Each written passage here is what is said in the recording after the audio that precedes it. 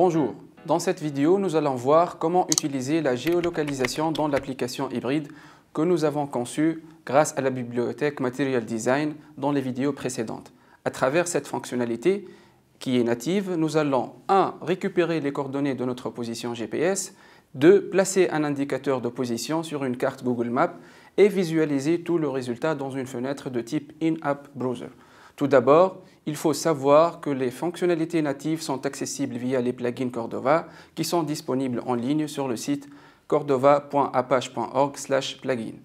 Bien sûr, l'utilisation de ces plugins se fait via JavaScript au sein d'une page HTML dans laquelle on veut faire valoir les services d'un plugin. Mais avant tout, il faut bien évidemment intégrer le plugin avec lequel on va travailler dans notre projet Cordova. Dans notre cas, nous allons ajouter le plugin Geolocation et le plugin In-App Browser, et pour ce faire, il suffit d'utiliser la commande Cordova Plugin Add.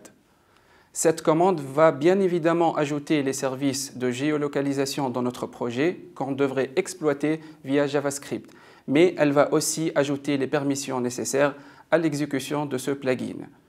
Il s'agit bien ici de permission Course Location et de la permission Find Location. Maintenant, une fois notre plugin de géolocalisation ajouté, les permissions nécessaires indiquées dans le fichier Android Manifest, nous allons programmer cette fonctionnalité dans le fichier position.html. Je vous rappelle bien sûr la nécessité d'inclure un lien vers cordova.js dans le header de la page position.html qui sera notre passerelle vers tous les plugins ajoutés à notre projet. Maintenant, on va tout d'abord créer les éléments suivants dans notre fichier position.html. Un bouton pour montrer les coordonnées qui sert comme déclencheur de la fonctionnalité ShowCord. Un bouton pour voir la position sur la carte qui sert comme déclencheur de la fonction ShowMap. Et troisièmement, un élément div avec l'ID Geolocation qui sera contenant des coordonnées récupérées. Une fois ces éléments ajoutés à notre page HTML, nous allons utiliser la fonction navigator.getLocation.getCurrentPosition qui va retourner deux écouteurs en success et en error que nous allons recenser par la suite.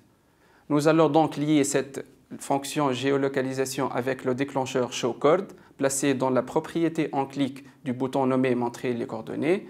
Une fois ce déclencheur ShowCord programmé, nous allons programmer l'écouteur en success qui va, quant à lui, retourner un objet position. Les valeurs retournées seront placées dans l'élément div auquel nous avons affecté l'ID Geolocation. Comme vous l'avez constaté dans ce code, nous avons placé le contenu de l'objet position dans une variable mapPosition que nous allons exploiter pour afficher la position sur la carte dans une fenêtre In-App Browser. L'étape qui nous reste à faire maintenant est de programmer l'écouteur en erreur. Et c'est très simple, il suffit de programmer un code qui va récupérer les exceptions et afficher le message d'erreur. Merci pour votre attention.